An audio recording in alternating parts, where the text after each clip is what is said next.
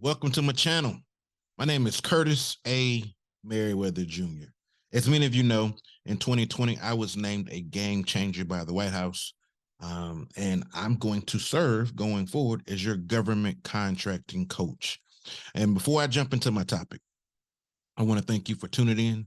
I want to thank you for taking time out your busy schedule to watch this video. Now, I want you to subscribe, share, like, and leave me a comment. Now, let's get into our topic today. You know, one of the things we pride ourselves on this channel is providing you with actionable tips, strategies, and insights that's going to help you on your government contracting journey. So today, I want to talk about the 5 things I wish I knew before becoming a government contractor. Now, these are in no particular order. Now, I did put them in the order of what I thought was most important. However, all 5 are important, but I have ranked them in the order in which I think they're most important. And one of the things we pride ourselves on this channel is providing you with insight that you won't find anywhere else. I've been searching the YouTube streets, and I don't find a whole lot of content like what we share. So I pride ourselves on really giving you some insider knowledge to help you navigate the terrain, the government contracting terrain, so to speak. So again, today I want to talk about the 5 things, and I could probably list 20 of these, but I want to hit the top 5 things that I wish I knew before becoming a government contractor. Number 1, relationships are key. And I'm not going to talk about the traditional relationships, program managers, contracting officers, small business administrators, a small business office. Those relationships are important. I'm not belittling them at all. However, I'm talking about your relationship with your elected officials, specifically your federal elected officials in the state in which your company is headquartered. So I need you to know who your representatives are for the House of Representatives. That's U.S. Of course, you know that we got state houses, or the General Assembly, as they call it, the state level.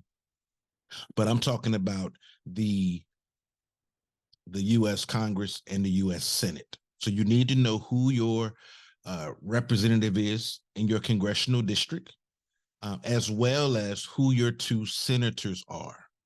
Because when things get dicey in government contracting, especially as your business grows, you're gonna sometimes have to reach out to your elected officials to help you. You need to know the important representative or senator who sits on certain committees that are of interest to you. For example, I had a situation that occurred in 2012 for liability protection. I won't list names, but the events I'm going to tell are based on real events. I found myself in a situation where a very large business was withholding my invoice payments. This is not uncommon. I'm going to talk about this a little bit in another point. My payments were being withheld, and I was being forced. Why were they being withheld? You say, Kurt. They were being withheld because my rates were being renegotiated midway through the contract. So I signed my subcontract agreement, and then because the company was not making the profitability they should have been making, they squeezed their subs. This is something that happens and no one talks about it. So subs do get squeezed by their primes. If the prime is looking for, and I'm talking about all the companies out there, number one, and unethical. I'm kind of jumping ahead, but I'm gonna stay here. All the companies out there are not ethical. So it's very important that you develop strong, robust, intimate relationships before you get into any agreement. But right now we're talking about elected officials. Had I had a relationship with my elected official when this happened, I could have reached out to my congressman or my senator, because you can't, it's illegal. You cannot not pay your subcontractors. What I would have done, hindsight is 2020. I would have sent out an email or a call, visit something, I would have visited my elected official, either my representative or my senator. In this case, I would have probably used my senator, and I would have told my senator what was happening. What would have probably happened is my senator would have sent a email to the company and encouraged them to play by the rules. And if not, that can open up a congressional inquiry. No one wants that. But again, when you're a new company, sometimes we don't know the power that we have. There was ways I could have mitigated this instead of going through the pain. Your large primes know these, play by these rules, and oftentimes your small businesses don't know them until it's too late. When I found out, I was probably already being squeezed for over $500,000. And I was placed in a situation where I was almost forced to sign it because I needed to recoup that money to pay my payroll. So you can be pressured in situations, but that could have been easily mitigated by having the right relationships. And like, again, I'm not talking about your small business office or your program managers or your contracting officers. You need higher cover. And remember, all federal contracts have to abide by the federal rules. So this is why I'm advocating building those relationships with your political candidates. And let me say this.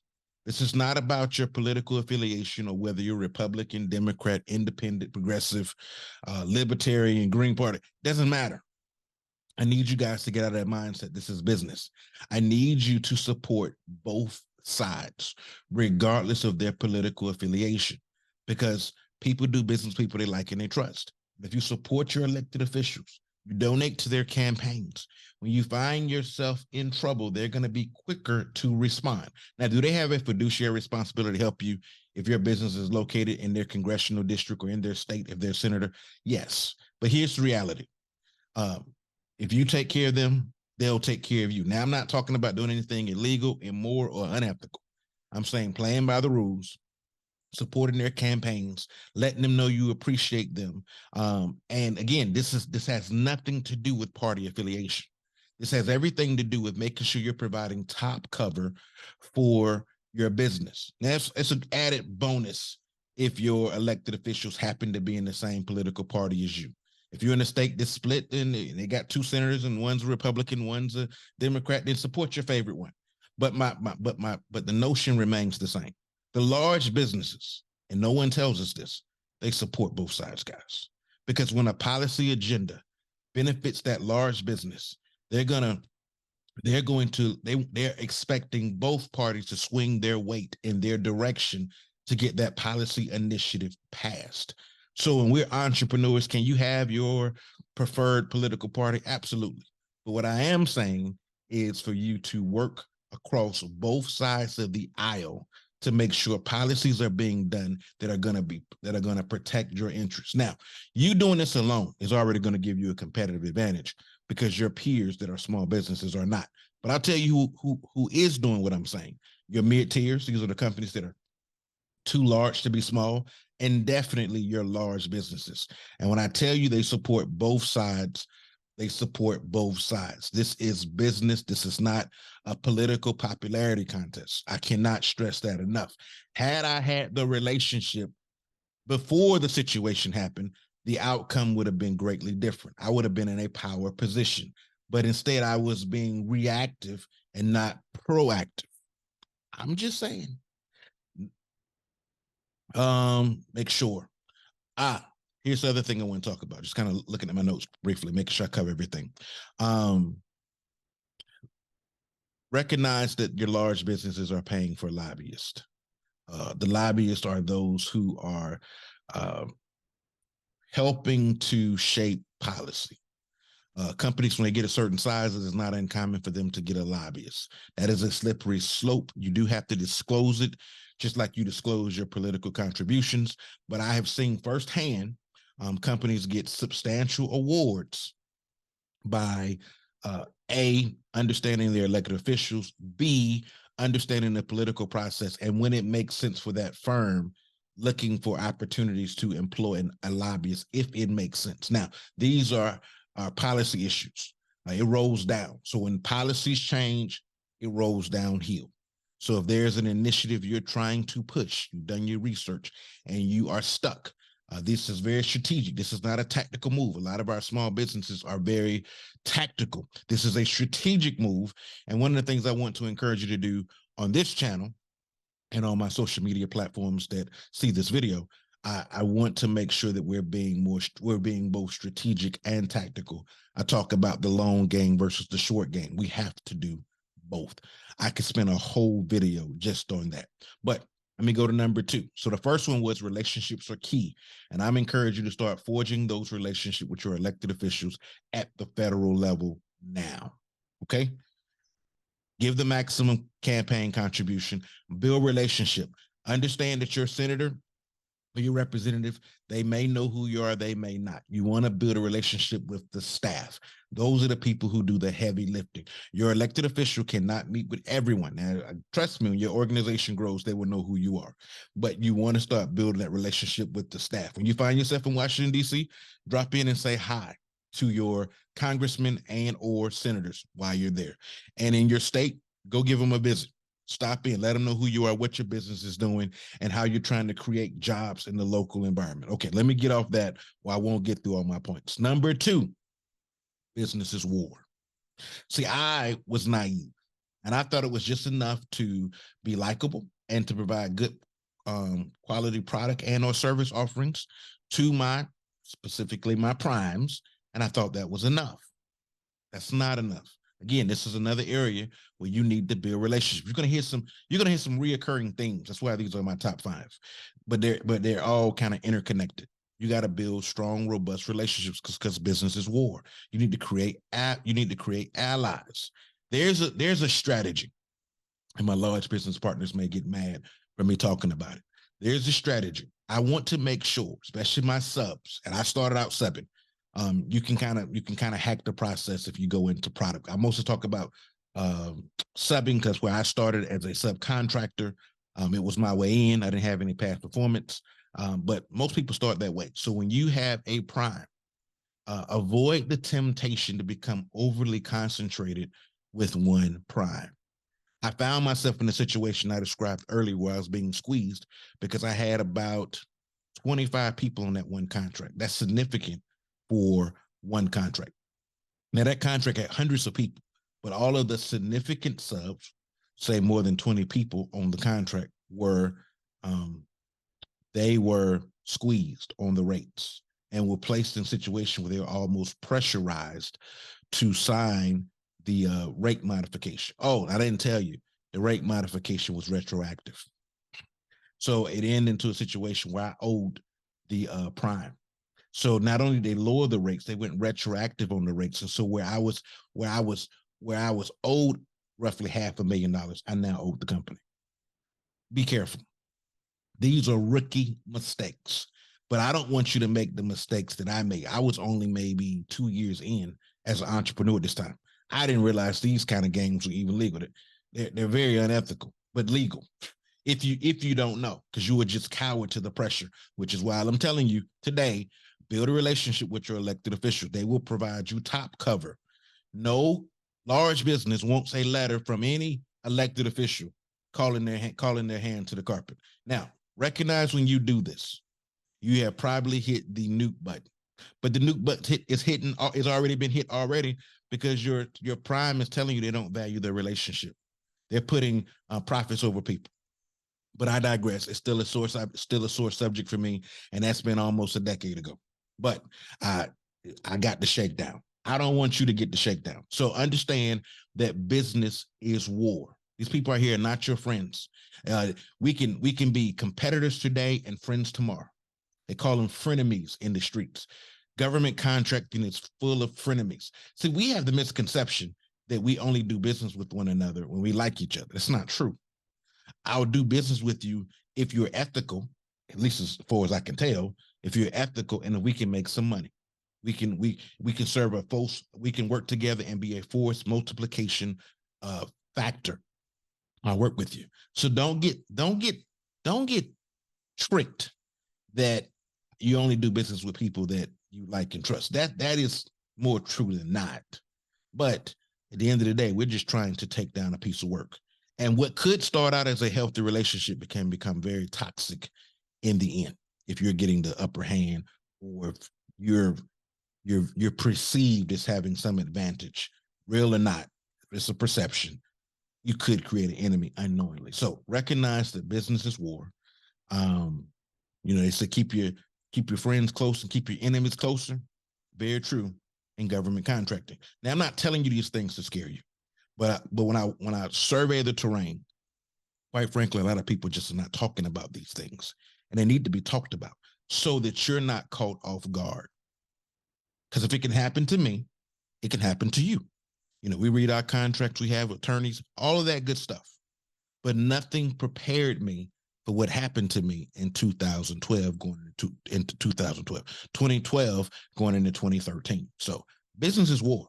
It's not enough just to provide a quality product and service. You have to cover your six, as they say. Watch your back.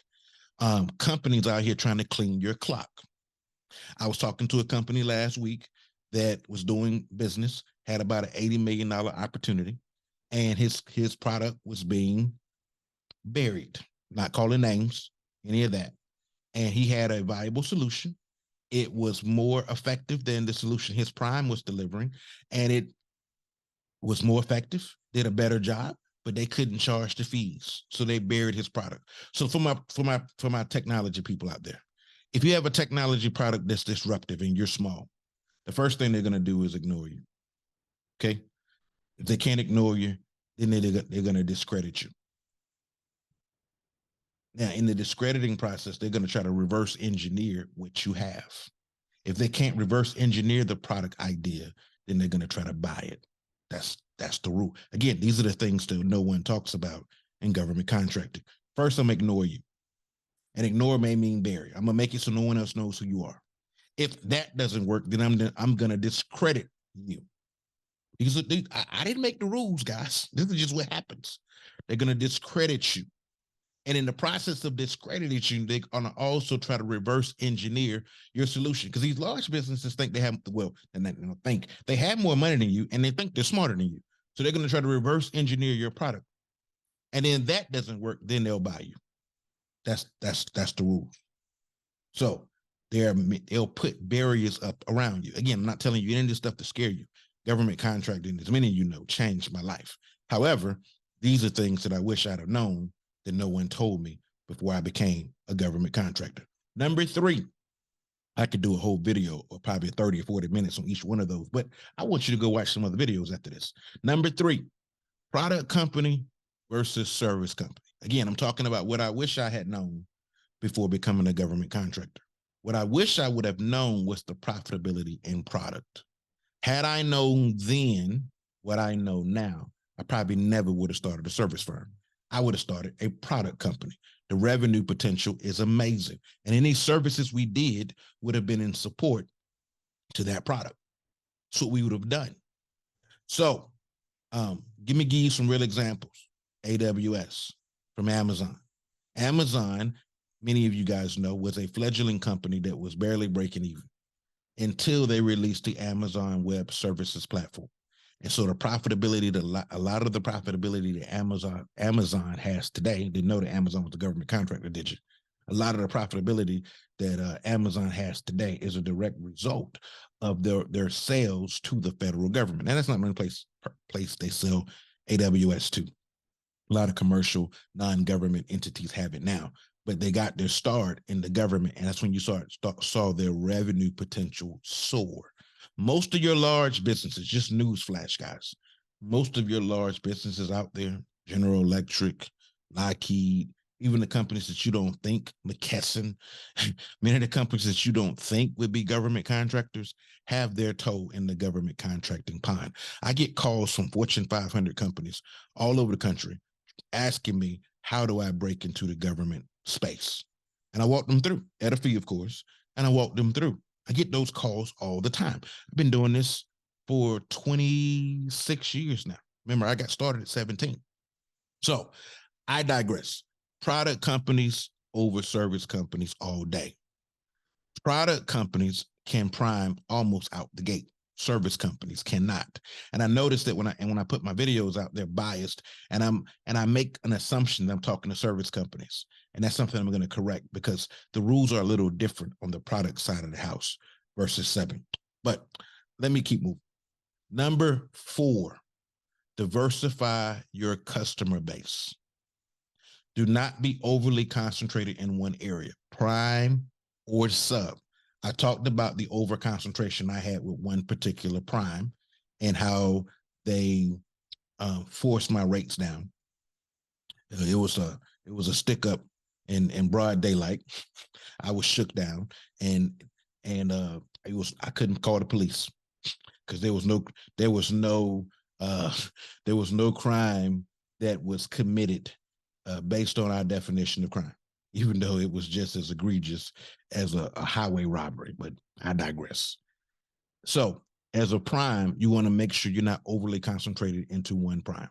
Make sure you spread the love. Make sure that for every opportunity you pick up with that prime, pick up another one with another one. Now, that's easier said than done, but make sure you don't get overly concentrated with one prime, because when you do, you become viable. You become a viable target for the games, like the game I just described earlier, where you get shook down because the company is trying to become profitable. Now, they may have had their own rate pressures that caused them to do that, but I was way smaller than them. I think at the time, that company was on track to be a $1 billion company. I think at the time I was being shook down for a measly $500,000, which was about 2 months of invoices at that time for me. On that one contract, this company was on track to do 700. That company was doing 700 million a year and was tracking to be on the $1 billion mark. Now they're not. They're a quarter of what they were, maybe because you reap what you sow. but let me leave that alone. From a federal perspective, as a prime, I want you to make sure you are diversified from a department perspective. What do I mean? 2013 came and sequestration came. I had work at that time at, I want to call the agencies. I'm not going to call the agencies. I had work at that time all across DOD. Let me just say it that way, in different agencies within the Department of Defense. That's not diverse. I need you to be diverse. So what happened was, when sequestration happened, I saw rate cuts across my portfolio. If you remember sequestration, contracts were literally just evaporating overnight because of austerity and financial pressures that was happening in the federal government. So I watched whole contracts just disappear, literally, for no explanation. Now, because we had done some work around what they call the intelligence community, the alphabet boys, the 3-letter agencies, most of our work is in those areas. We had normally been isolated, shielded from those things. So when government shutdowns would happen, most of the time we were okay because our work was deemed mission critical. So we kept moving on. But when sequestration came, we were not shielded. And working with the alphabet boys and the primes within those spaces, as well for primes as well as subbing in that space. So when we were dealing with the alphabet boys, we saw whole portfolios. The portfolios talking about a collection of contracts. We seen whole portfolios evaporate. It was bad. So what was my learning point there? Be diversified at the department level. So if you're within DOD, you're not diverse if you're doing work for Army, Navy, Marine Corps, and Coast Guard. You're not diverse. So if DOD's budget is crunched, those portfolios are potentially in trouble. So diversification would be, we have contracts in DOD and sub agencies under that. We got contracts at Department of State. I'm just using a fictitious example. You got work at Department of Health and Human Services. So be diversified at the department level and at the agency level for my primes. And that's good advice for you as a prime or sub. So make sure you're diverse at both the department level and agency level. And for my subs, be diverse across strategic partners. Make sure you're not overly concentrated with one particular company. Now, I recognize when we talk about the big companies like the Lockheed Martins, the Leidoses, the SAICs, the Raytheons, those are huge companies with a bunch of different business units. And when those companies are so large, one business unit could operate one way, and another business unit can operate another way. And I understand that complexity, but I'm telling you to still be careful and don't get overly concentrated at the department, the agency, or at the prime contractor level for my subcontractors. And even though you might be a prime, you should have a healthy mix of prime and subs. Even the big guys sub to small businesses or other people at times. So you need a nice, healthy mix of prime and sub, just like an investment portfolio. You want to make sure your asset allocations, and that's just the term I'm gonna use, that's an investment term. You want to make sure they're properly diverse. And the idea is that hopefully, if you've done this correctly, all of your portfolios won't be down at the same time. So if you see a drawback in one area, in theory, another area probably is not drawn back. And I'll leave it there. Fifth and last for this video, invest heavily in a robust capture management capability sooner rather than later. Now, that term may be new for you. So capture management, that's your end-to-end sales process. As a business, I need you to start getting more forward-looking. It's not good enough just to go after the contract and you see it post on sam.gov under contract opportunities. You need to be forecasting, get to the point where you're at least forecasting a year in advance. And I'll probably do some future videos to talk about that. But you want to build a scalable machine. Sales is the lifeblood of every organization. And you want to build a machine that's kicking out 1 to 4 proposals a month. Now, that's a lot for most of the businesses, most small businesses today. But what I want you to do is develop a tempo for pushing out 1 proposal a month. But you got to make sure you have the profitability, your bid and proposal process, or your bid, no bid, which I talked about in the previous video. You want to make sure your bid, no bid process is solid. I gave you a summarized or synopsized version of one. It can get way more complicated if you choose, but you need a strong bid, no bid process. You can't bid everything. So, but a strong capture management process will make sure you have a robust bid, no bid, capture process, business development process, proposal management process. Those are the 3 processes. You got capture, you got business development, and then your proposal management process. Those 3 processes, sub-processes, make up your capture management process. So capture management, that's the end-to-end sales process. Within that is business development. Within that is your proposal management capability. Sales make the world go round. So learn how to sell. And in government contracting, we call that capture management. Business development is the front-facing part of that. Capture management is the end-to-end management of the entire sales process, from contract identification up to no less than 12 months in advance, all the way through the delivery and let's call it incumbent capture processes if you're a prime. And then it's passed over to a program manager. But we'll talk about that in future videos. So just to recap, my 5 were relationships are key. Your relationship with your elected officials. Number 2, business is war. This is a war here. We're frenemies. In the olden times, kings would go to battle together in some wars, and other wars they're fighting. So frenemies.